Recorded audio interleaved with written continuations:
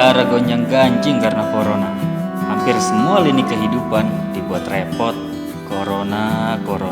Tapi bro, di tengah banyak kekacauan akibat corona, masih banyak orang punya spirit akal sehat.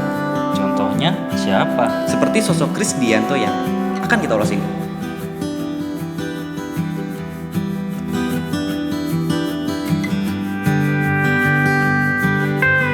Kita sekarang lagi ada di kawasan Talang Sari untuk melihat proses penyulingan sirih. Iya, sirih. Kita langsung kita lihat aja. Ini rumahnya.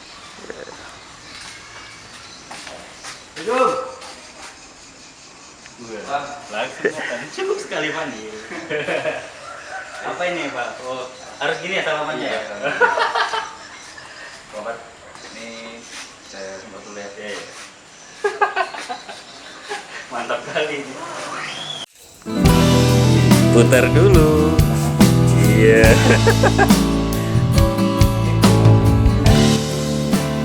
Chris coba membuat sesuatu semampunya untuk menolong banyak orang di situasi sulit seperti ini. Sebuah tindakan sederhana, ya nggak sederhana juga sih. Ya, dia membuat sanitizer yang terbuat dari bahan alami, sirih. Familiar dong dengan daun ini?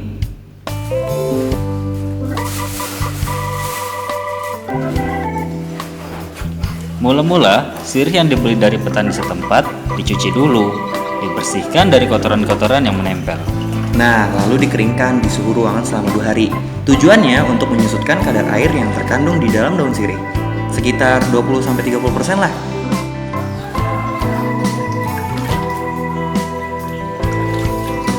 Setelah semi kering, daun sirih akan dicincang sebelum dilakukan ekstraksi. Ini seberapa ukurannya? Kecil-kecil ya. Kecil-kecilnya? Saya bisa seperti itu. Kasih tahu kalau salah. Tapi lebih kecil lebih bagus. Karena kita membuka supaya senyawanya keluar. Jadi jangan dipotong dulu sebelum persiapan untuk peranakan. Potong tuh maksudnya? Supaya melepaskan senyawa yang ada di dalamnya.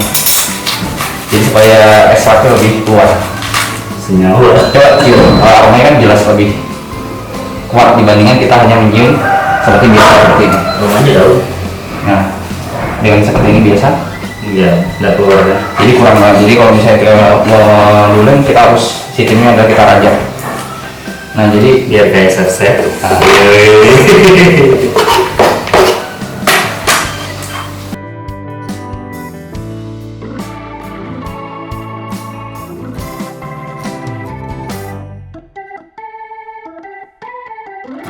Ini sebenarnya juga lumayan panas sih tempatnya. Berapa derajat ini kira-kira? ini sekitar 30-an ya. 30-an dan sudah ideal ya untuk mengeringannya. Ya, jadi dia nggak boleh terlalu panas, juga tidak boleh terlalu dingin. Oke, dari segini ini bakal jadi Cuma 2 liter, 2 liter ekstrak. Ini sekitar berapa kilo nih? 2 kiloan, 2 kilo. Jadi perjuangannya wow, mantap.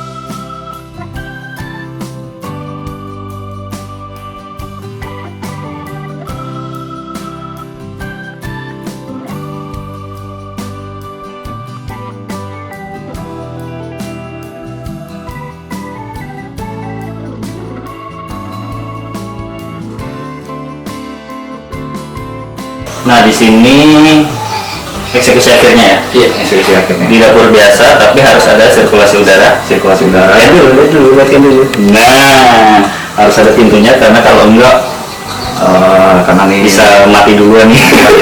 minimal pusing lah karena ekstraknya cukup. Mungkin kalau di luar sudah terasa banget ya. Tapi nggak bikin muka kita rapat ya. Kalau kelamaan kadang sirih kan beda. Nah, untuk merapat kan. Itu identik sekali loh. Oke, jelaskan ini kenapa pakai panci presto. Jadi kenapa saya menggunakan panci presto? Jujur aja emang adanya ini. Karena adanya nih. Jadi Dan kalau misalkan panci biasa pakai panci begini bisa. tidak bisa karena dia harus punya namanya area kedap udara. Misalkan dia tekanan karena ini sirkulasi udara tidak ada, dia hanya keluar dari satu titik. Nah, dengan ketika kita menggunakan panci biasa, ini pasti akan keluar dari berbagai jadi dia tidak bisa terkonsentrasi uapnya. Jadi dalam sini ada, Jadi airnya cuma segini. Nah ini airnya segini, sini saringan, habis itu atasnya sirih yang tadi kita lakukan. oh berarti dikukus, Iya, steam. bukan direbus ya? Bukan. Kita mau Kalau direbus kenapa? pertama kalau direbus dia akan terkontraksi sama zat-zat yang lain. Seperti? Jadi warnanya lebih warna kekuningan. Nah, jadi kalau kita kan metodenya hanya unsurnya, karena penguapan kan unsur-unsur yang dipentingkan dari sirih itu sendiri. Jadi kita mengambil senyawanya aja kita ekstrak. Oke, berarti ini menghasilkan uap.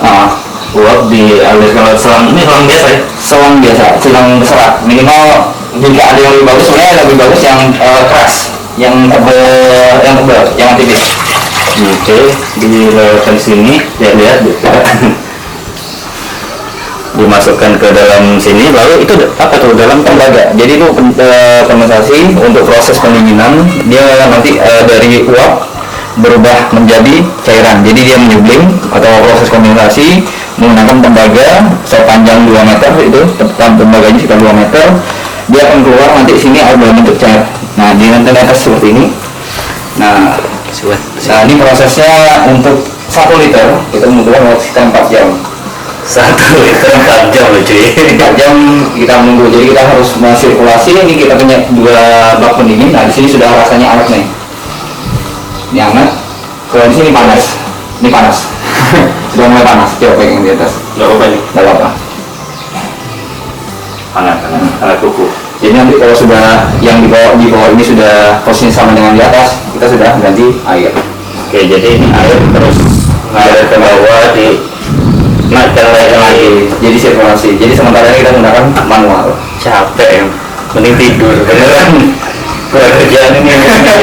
Terus ini yang bikin capek, lihat ini lihat dekat tuh lihatin. Astaga, ngalirnya begini doang dong. Ini nggak ngalir, namanya netes. Namanya kan tetes kan. Nah, ini dia hasilnya. 100% ekstrak sirih yang didapatkan secara susah payah itu. Kira-kira fungsinya untuk apa ya dan gimana sih cara pakainya? Sebelum mereview produk, perlu diterangkan juga kalau produk ini bisa didapatkan oleh semua orang yang perlu dengan cukup membayar seikhlasnya.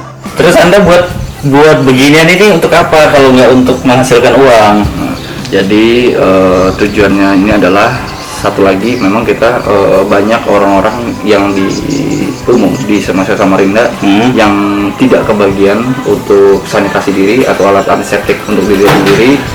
Karena kan kita tahu kelangkaan di pasaran antiseptik itu harganya gila-gilaan. Iya benar. Dan itu juga tidak semua orang mampu membeli. Jadi kenapa saya buat produk ini, sebenarnya latar belakangnya adalah membantu mereka yang tidak bisa atau membeli atau kebagian antiseptik yang harganya menggila di pasaran seperti itu. Mulia sekali. Respect.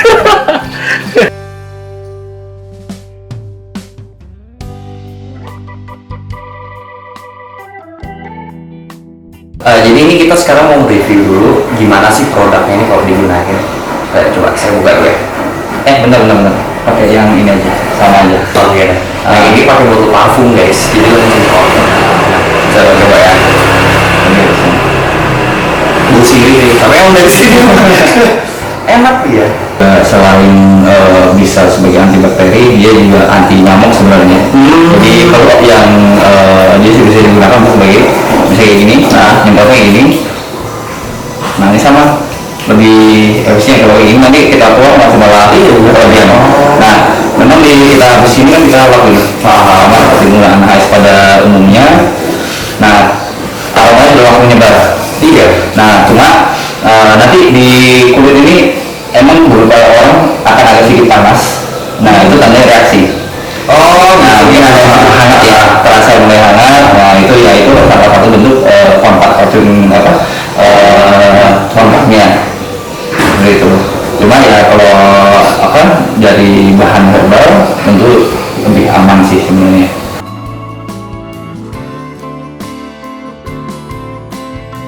Nah ini kalau diminum atau digunain yang lain bisa nggak? Kalau saya untuk saat ini tidak menyarankan untuk diminum. Kalau untuk dikumur-kumur itu mungkin dia harus terkonsentrasinya cukup. Dia hanya misalnya berapa tetes untuk campuran kumur-kumur. Ya, karena apa? Saya pernah mencoba kemarin tuh, nggak sengaja, jadi terkena di ujung lidah, dan saya lepaskan, itu sudah kuning kepala saya.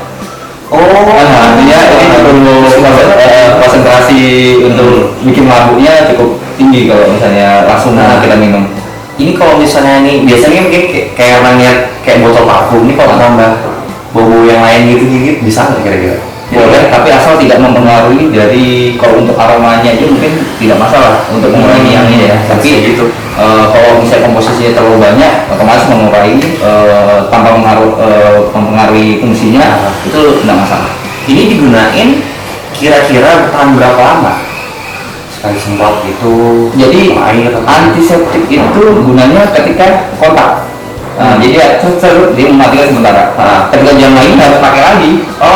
Jadi bukan arti kata misalnya gitu gini.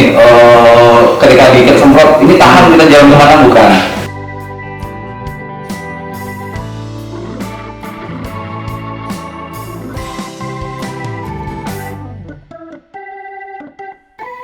Dari sosok Chris, kita bisa belajar banyak, selalu bermanfaat bagi banyak orang dalam situasi lapang dan sempit. Ya, belajar jadi manusia lah. Semoga apa yang dilakukan Chris ini bisa memicu lebih banyak orang untuk berbuat baik kepada sesama. Pokoknya mantap.